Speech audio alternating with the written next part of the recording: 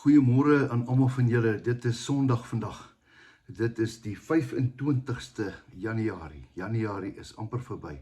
Seker die langste maand in die jaar is dit nie. Maar ja, die Here het dit vir ons gegee en ons het elke dag is ons bevoorreg om die woord te kan lees en om te kan lewe. Dit beteken God se plan met ons is nog duidelik daar. Nou ja, vanoggend het ek iets wat ek op my hart het wat ek met jou wil deel. En voor ek dit doen, ek wil eers vra dat ons saam sal bid en ek hoop jy het ook 'n bietjie nagmaal daar by jou en ek gaan dit saam met jou geniet. So as jy reg is vir my, kom ons bid saam. Here, baie dankie vir 'n nuwe dag. Dankie vir 'n nuwe geleentheid. Dankie Here dat ons vanmôre kan stil word voor U. Ek wil in afhanklikheid bid dat elke woord wat ek sal sê, Here, woorde sal wees wat uit U hart uitkom. Here, vat my weg en laat U woord in U wil geskied. Seën ook, Here, ons nagmaal vanmôre, ons verbondsmaal, Here, dat ons dit doen, omdat ons dankbaar is wat U vir ons gedoen het. Ons loof en prys U naam. Amen. Nou ja, goeiemôre, dis die eerste keer hierdie jaar, ek dink ek het daar in die begin van die jaar nagmaal gehou, maar dis nou weer sulke tyd, en wat 'n voorreg vir my om dit saam met julle te kan doen. Nou vanmôre op my hart is dit is nie altyd maanskyn en rose vir kinders van die Here nie. Nêrens in hierdie Bybel waarborg dit vir ons, dat ons net sukses en wonderlike geleenthede en alles sal kry en jou bankrekening gaan vol wees en al daai tipe van dinge gaan met jou gebeur nie. Dit gaan nie net voorspoed en goedheid en guns elke dag wees, net omdat jy 'n stiker op jou het wat sê Christen nie. Inteendeel, daar gaan klomp aanslae kom in jou lewe en jy moet altyd reg wees daarvoor. Maar wat saak maak, verskoning, is wat jy in hierdie tye doen, wanneer dit nie met jou goed gaan nie.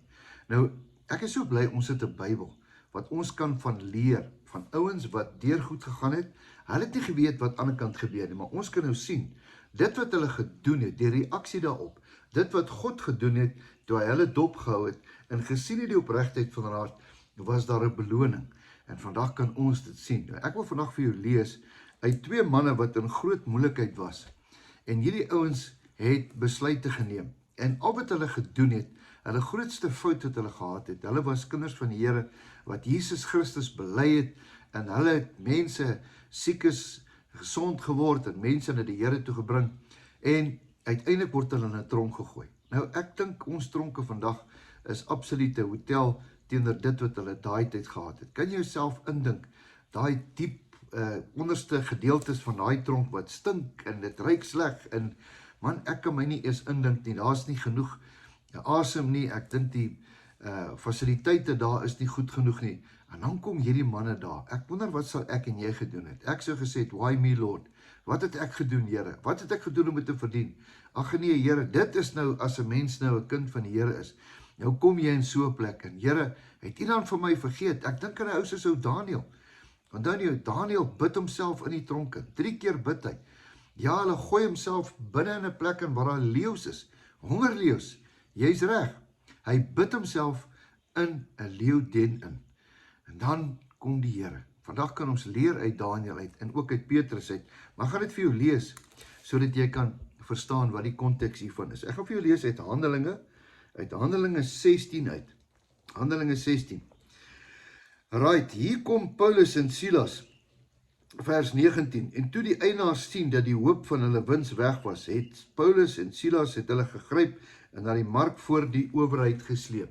Hier kom 2 manne, hierdie ouens is moeilikheidmakers, manne, julle moet hulle in die tronk ingooi, hulle vat ons besigheid, en hulle het hulle voor die regters gebring en gesê, hierdie manne bring ons stad in opskudding, omdat hulle Jode is, en hulle verkondig sedes, wat vir ons nie geoorloof is om aan te neem nie, omdat ons Romeine is.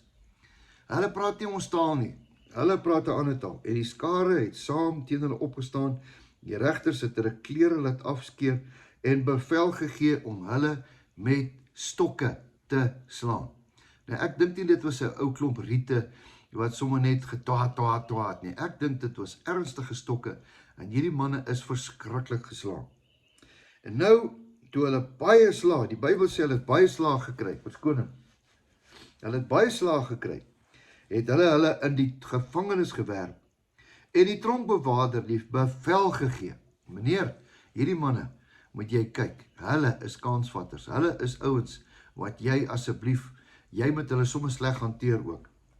Hy sê vir hulle, hy het hulle in die binneste gevangenis, ek kon onthou nou, daar is 'n gevangenis, en daar is 'n binneste gevangenis. Ek onthou, een keer was ek in Pretoria se sentraal gevangenis, hy het nou 'n ander naam, en een keer het ek vir iemand gaan kuier daar, wat daar was, en toe kom ek agter, daar is 'n gevangenis, en dan is daar C-Max, dis die een in die middel, jy kan nie daar uitkom nie, ek dink die mure is seker omtrent 20 voet hoog, en daar is kameras, jy kan niks doen daar nie, alles wat jy doen, hou hulle dop 24 uur. Nou sê hy, en hy het hulle in die binneste van die gevangenis vers 24 gewerp, en hulle voete in 'n blok vasgemaak. Hier is hy, julle kan nêrens heen nie. Dink jy God het hulle gesien? Ja, verseker. En omtrent middernag het Paulus en Silas iets gedoen. Hoor 'n bietjie wat maak hulle. Hierdie manne se rug is oopgeslaan, hulle klere is van hulle afgeskeer, ek neem aan hulle was nakend. Hulle het gebid. Eerste ding, hulle het gebid. En tweedens, hulle het lofliedere tot eer van God gesing. En die gevangenes het na hulle kom luister. Manne, hier's twee ouens. Hulle is nie lekker in hulle kop nie. Hulle word gevang omdat hulle buite preek van Jesus. Nou kom hulle die tronk, hulle is geslaan, hulle is in die blok. Maar weet wat? Hierdie manne, hulle bid en hulle sing lofliedere. Praise and worship, soos ons dit nou sommer in ons taal sê. En skielik, hoor mooi, wat beteken die woord skielik? Skielik is net so. En skielik kom daar 'n groot aardbewing. Die aarde bewe, as mense in nood begin te prys en te worship. Want dit beteken, ek het niks meer nie.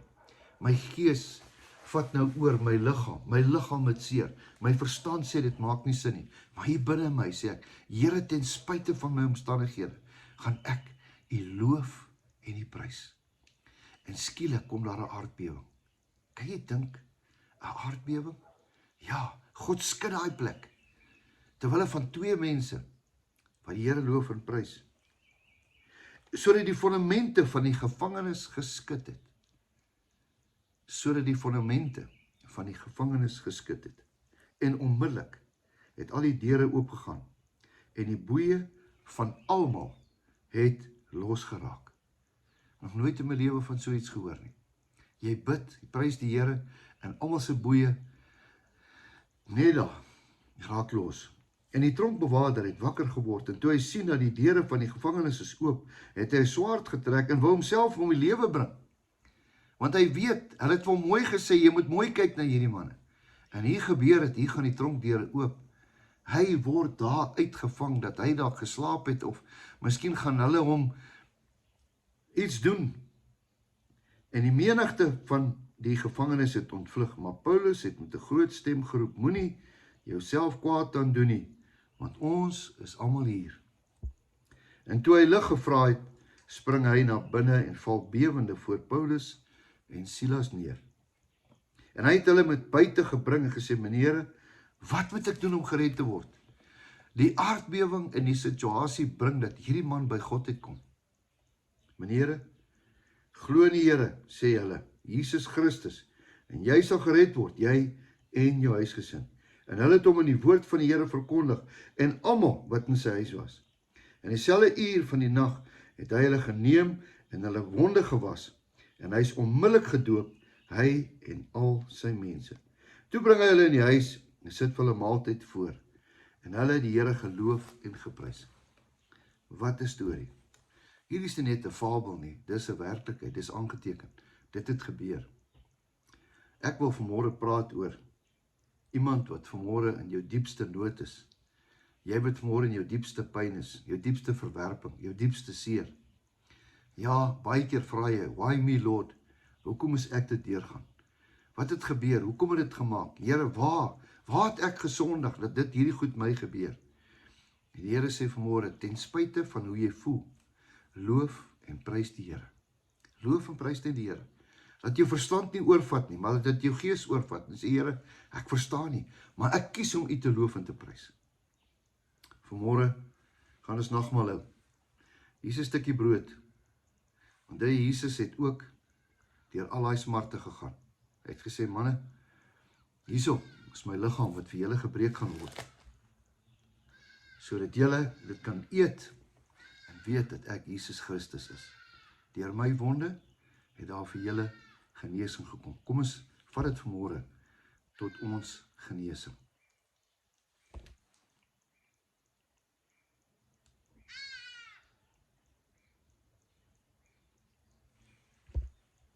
Dan die wyn.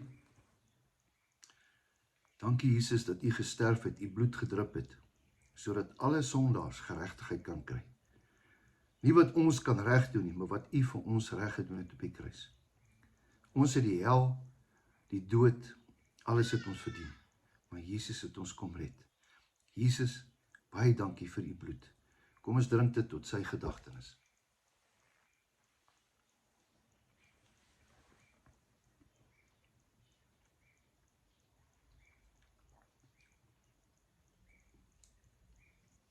Hemelse Vader, vanmôre kom ons, en baie keer as dit ons sleg gaan, dan kla ons. Here, ons kyk links en regs, dan vra ons, hoekom ek, Here? Maar vandag wil ek sê, baie dankie, Here, vir alles wat na ons toe kom. Want u woord sê, niks sal oor ons kom wat ons nie kan hanteer nie. Here, vanmôre wil ons u loof en u prys. Ten spyte van goeders wat gebeur, ten spyte, Here, dat daar nie 'n oes op die lande is nie, ten spyte, Here, dat, Here, daar nie geld in die bank is nie, Here, ten spyte dat dit sleg gaan met ons.